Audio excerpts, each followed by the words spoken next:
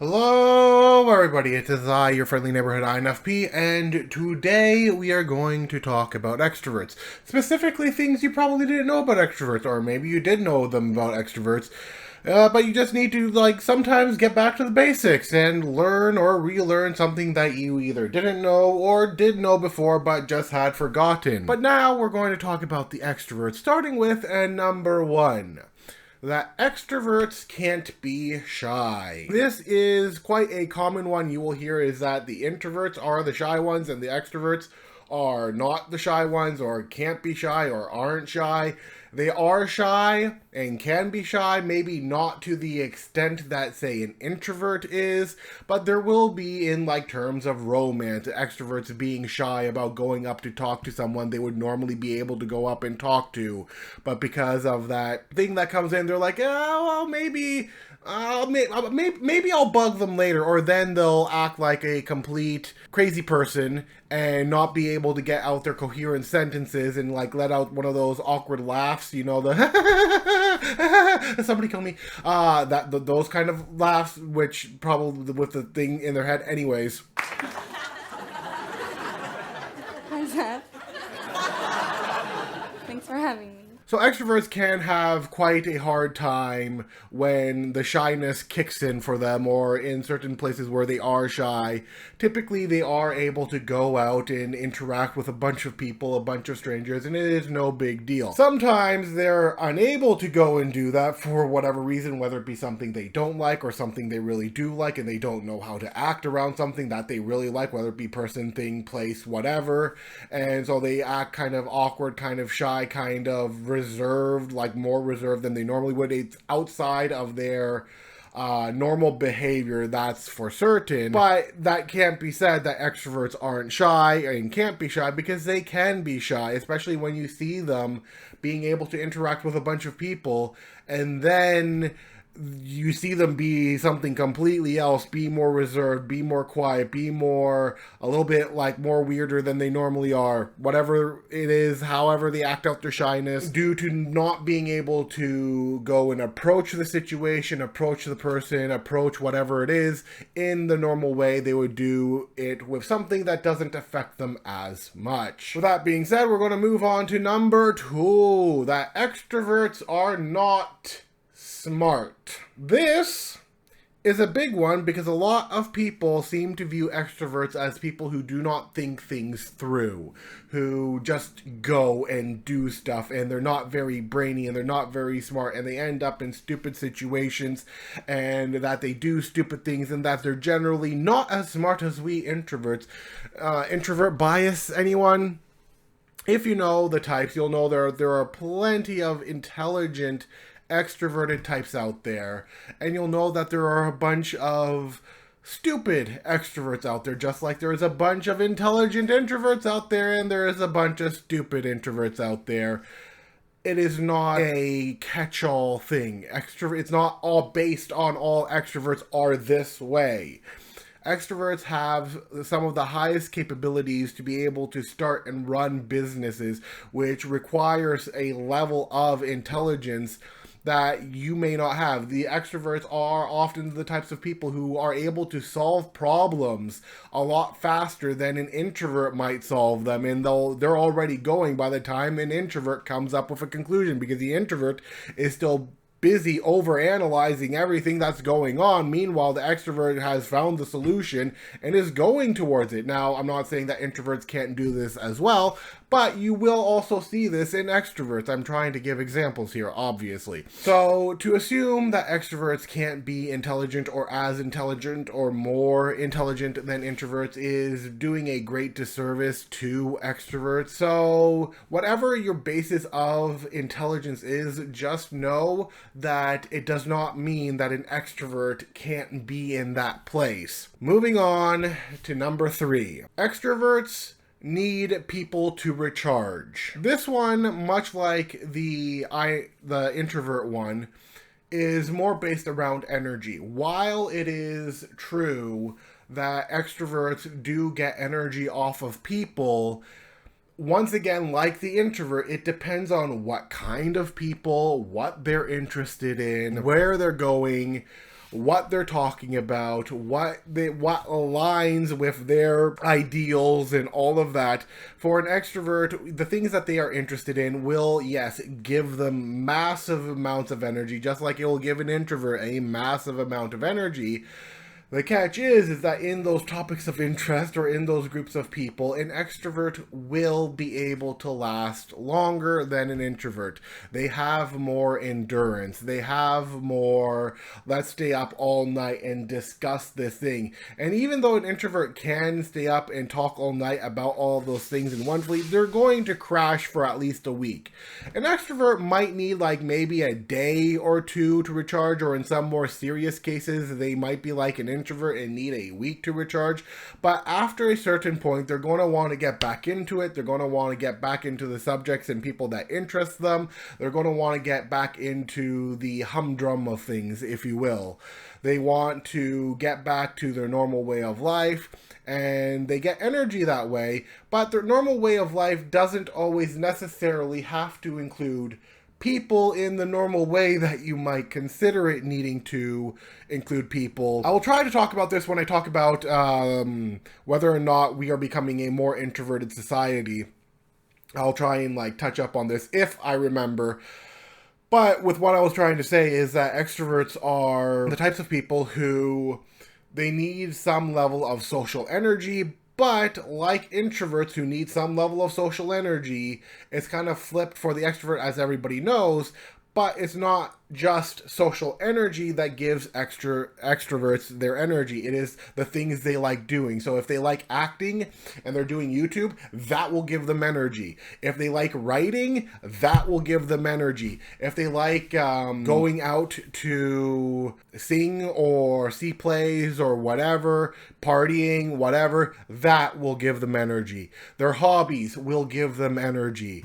And they'll have a lot more, in my eyes, enviable energy than an introvert will have on those specific topics that aren't necessarily based around people. Number 4, extroverts are incapable of planning ahead. Much like one of the previous ones that I mentioned, a lot of people seem to misinterpret the extroverts of what they do on a day-to-day basis as them living in the present. And extroverts only live in the present, and they never have like futuristic plans, and they're all about partying and hedonism and just living life as life presents it to you in the moment. Now, while it is true that there are some extroverts who do that, this does not mean that every extrovert does this, just like there are certain introverts who will do this exact same thing. It's just a lot of people seem to assume that only introverts can plan for the future. No. There are a lot of extroverts who will plan for the future, who will have things thought ahead, who will have goals that they're able to go towards faster than a introvert. Now, there are introverts who are able to go towards certain goals faster than certain extroverts, but there are also a lot of extroverts who, in general, are able to go towards their goals a lot faster than introverts. And they usually have something in which they have put down those goals, whether it be in a schedule, whether it be in a list, whether it be in their notebooks, whether it be setting out a 5, 10 to 20 year plan, which, sometimes can rival that of, say, a person like an INTJ. But regardless, an extrovert is able to live past the current moment. Now, a lot of people will also think that extroverts are not only are they just in the present, but they're also just in the past as well, depending on those people. And once again, depends on the extrovert just like it depends on the introvert. Extroverts have a wide range of areas in which they will be in, whether it be past, present, or future. Most of the time, the ones who look towards the future will have a plan in place in the present that they will go to so that they can reach the plan that they have for the future. But usually it is seen that they don't do this, mostly because people see them acting out the day-to-day routines and they're like, oh, well, they must be going about their day-to-day lives. Well, yes, they're going about their day-to-day lives, but that going about their day-to-day lives and what might seem like living in the present to you might actually be preparing for something in the future. Now, obviously, I'm not talking about if they're going out and partying every night. I'm not talking about if they're going and being hedonistic every night. I'm not talking about if they're going about and squandering away their time. I'm talking about people who very clearly have found what they like, found what they want to do, found which way they want to go, and they will go towards that goal. And so they will reach it, and they will then perhaps have another goal or another hobby, and they always will technically have something on the go. And some of the things that they have on the go are usually things that they want to have succeeded in the future. Now, introverts will have this as well, but it's generally, from what I've seen from people, generally thought that extroverts are fickle. They don't stick to any one thing, that they keep jumping from spot to spot and only live in the present, that they are only about partying and hedonism and networking and meeting people and shopping and all that love, like the stuff that you might put on an extroverted sensor. But this isn't the case for every extrovert. Extroverts have a wide variety of personality types, just like introverts have a wide variety of personality types. And to think that extroverts are incapable of planning far into the future would be a mistake. Which brings us to number 5. Extroverts can have their lives put together. Now, in my previous video talking about the introverts, I talked about how the introverts don't necessarily have their lives put together. In this one, I'm going to talk about how the perception that extroverts don't have their lives put together, I'm going to look at it as there are extroverts who do, in fact, have their lives put together. Far better than some introverts, even. These are extroverts who have a stable living. These are extroverts who have a sensible way of looking at life, who are smart with their money, who are smart with businesses, who are able to network properly with people, who are able to socialize properly with people, who are just generally well put together people of societies. Extroverts have whatever you think that an extrovert can't do because they're too busy being, oh, look at them crazy extroverts, them partying all the time. There are the ones who are seriously hardworking, who want to help others succeed, who want to take care of others, who like taking care of others. There are plenty of extroverts who help out at homeless shelters. There are plenty of extroverts who are doctors. There are plenty of extroverts who spend their time both helping other people just as much as they help their own family if they are inclined to that, or there are other extroverts who will look at their own time and value it and be able to control it in a healthy manner, to know what to reject and what not to reject. If you're looking for somebody who's kind of like all over the place and whatnot, but still has been able to accomplish stuff, that would be Elon Musk. I do believe he's an ENTP, and this is a hill I am gonna die on. There are things that people seem to assume that extroverts are so flaky that they can't ever be put together, when really there are extroverts who are a lot more intelligent, who are a lot more stable with their income. They've got plenty of things invested. They know where to put their money. They know how to take care of their family. They're not in any financial trouble. They know how to cook. They know how to have civil discourse with somebody.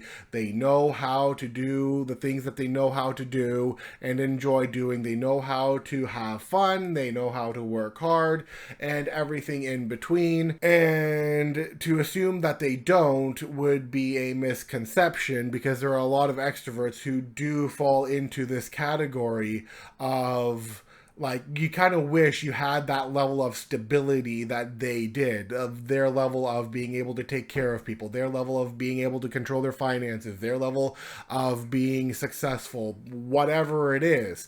Now, obviously, the disclaimer is that not every extrovert is put together, and not every introvert isn't put together, or not every introvert is put together, and not every extrovert isn't put together. whichever way you want to look at it. But the point is that to assume or to believe that if they're an extrovert that their life is a mess, their house could be the most orderly thing you have ever met in your life. Not, like super strict or anything, but like everything's organized, everything's in its proper place, everything is clean, everything is presentable. How much of that can really be said about introverts? I mean, sure, there are introverts who have that, but when you go into, say, an extrovert's house versus an introvert's house, which was the most messy in your opinion? Like, I don't know. I've seen more extrovert houses that have been neater, and I'm sure there are a lot of extrovert houses, especially those who enjoy partying, who are a lot messier. But in your life experience, have you, and this is going to be the last question before I sign off and you can watch the introvert video here, is my last question is, when you've gone into a person you know is an extrovert versus you've gone into a person who you know is an introvert's place of living, which one has been more organized, which one has been more presentable, and which one has been more appealing to step into? With that being said, that is it for today's video. If you enjoyed it, please like, share, and subscribe, and I'll see you guys next time. Bye-bye.